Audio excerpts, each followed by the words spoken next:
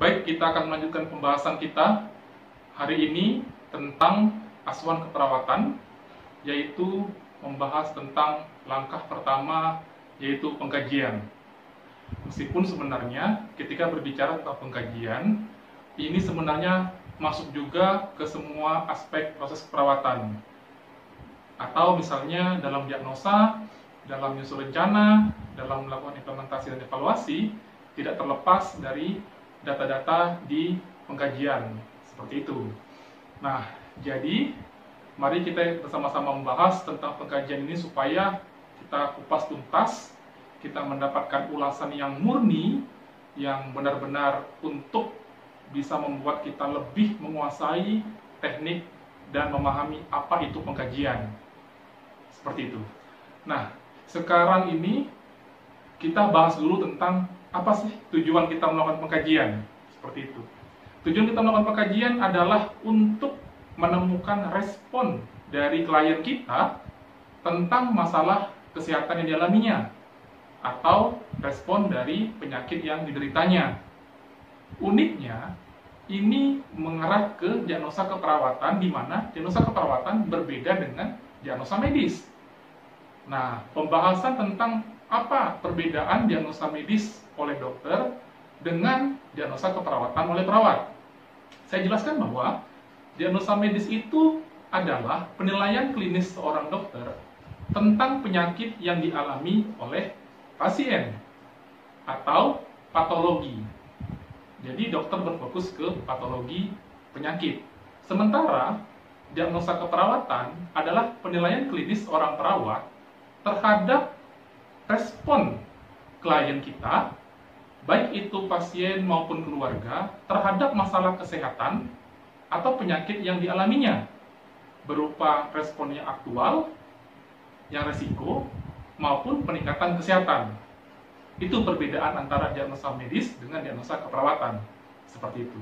Jadi tujuan kita adalah untuk mendapatkan respon pasien terhadap masalah atau penyakit yang dialaminya. Seperti itu. Nah, kemudian setelah kita tahu tentang tujuan pengkajian, apa langkah-langkah step-step dalam melakukan pengkajian? Menuju ke langkah kedua, itu diagnosa. Jadi sebenarnya pengkajian keperawatan itu tidak hanya mengisi form kosong. Saya rasa ada dalam pemikiran teman sejawat, perawat, dalam mengisi pengkajian hanya mengisi form kosong saja. Hanya menceklis-ceklis saja. Jadi sebenarnya pengkajian keperawatan itu tidak sesederhana mengisi form kosong seperti itu. Tetapi dalam melakukan pengkajian ada langkah-langkah di mana disebut sebagai yang pertama, kita melakukan pengkajian awal dulu. Jadi pengkajian itu ada pengkajian awal atau screening dan ada pengkajian lanjutan. Nah, pengkajian awal ini tupoksi dari perawat vokasi maupun profesi. Tetapi pengkajian lanjutan ini adalah tugasnya yaitu perawat profesi, seperti itu. Nah, mengapa dibedakan? Karena memang di secara ketentuan hukum di Undang-Undang Keperawatan dibedakan. Ada pasalnya yang nyatakan bahwa pengkajian awal adalah milik perawat vokasi atau D3, sedangkan pengkajian lanjutan adalah milik perawat profesi, nurse, seperti itu. Nah, kemudian kita ketemu pasien, melakukan pengkajian, kita menanyakan keluhan, kita mengumpulkan data subjektif dan data objektif. Seperti video sebelumnya, perbedaan DS dengan DO adalah data subjektif adalah keluhan pasien dan apa yang diceritakan oleh pasien dan keluarga tentang riwayat kesehatannya dari mulai timbul gejala sampai sekarang, seperti itu. Nah, sedangkan apa bedanya dengan data objektif? Data objektif adalah data yang didapatkan oleh perawat melalui panca inderanya. Misalnya, perawat melihat, mengobservasi melalui panca indera mata, namanya inspeksi. Kemudian meraba, melakukan perabaan, seperti itu, untuk misalnya melihat apakah ada massa atau benjolan. Nah, itu namanya palpasi. Kemudian perkusi, mengetuk, dan mendengar. Panca indera mendengar lewat auskultasi menggunakan stetoskop misalnya. Nah, itu bedanya data subjektif dengan data objektif, seperti itu. Jadi teman-teman harus paham bahwa apa beda DS dengan DO. Nah, setelah kita kumpulkan DS dengan DO, pada pengkajian awal, pada screening awal, ini masih pengkajian yang sederhana, screening.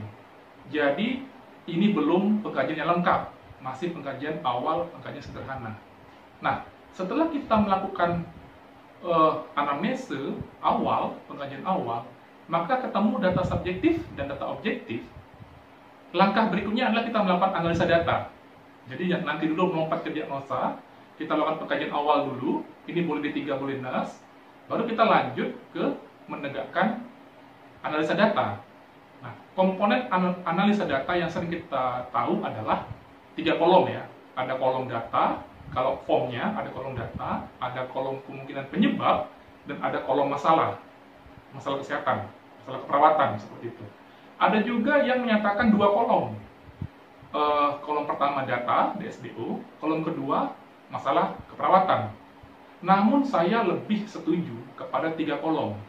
Ada kolom data, ada kemudian kolom berikutnya kemungkinan penyebabnya, dan ada kolom yang ketiga yaitu masalah keperawatan. Nah, tadi DSDO yang sudah kita kumpulkan, kita masukkan ke kolom data. DS, keluhan pasien, dan DO, apa yang kita rasakan menurut panca indera perawat. Nah, kemudian masuk ke kemungkinan penyebab, kolom kedua. Nah, inilah sebenarnya fokus kita, keperawatan kita, andilnya di kolom kemungkinan penyebab ini. Mengapa? Kolom kemungkinan penyebab ini isinya adalah teori keperawatan, ilmu keperawatan, konsep keperawatan terhadap kebutuhan dasar manusia. Seperti itu. Makanya, ada yang mengisi di kolom kemungkinan penyebab di analisa data itu menggunakan tanda-tanda panah. Seperti pathoflow, seperti itu. Patofisiologinya. Jadi dari awal, contoh misalnya, SDO-nya mendapatkan berat badan yang rendah, kemudian nafsu makan tidak ada terkait nutrisi. Nah, di kolom kemungkinan penyebab itu pengetahuan teori konsep ilmu keperawatan tentang nutrisi.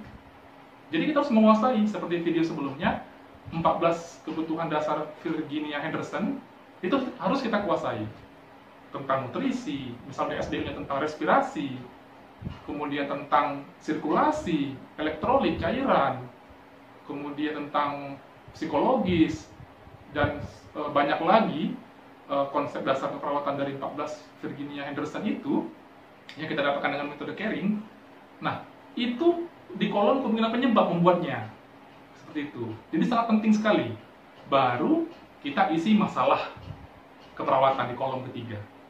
Jadi di SDO-nya ada, kemungkinan penyebab itu adalah isi dari patofisiologi atau teori ilmu konsep dasar keperawatan, dan masalah keperawatan kita ambil dari buku SDKI, seperti ini.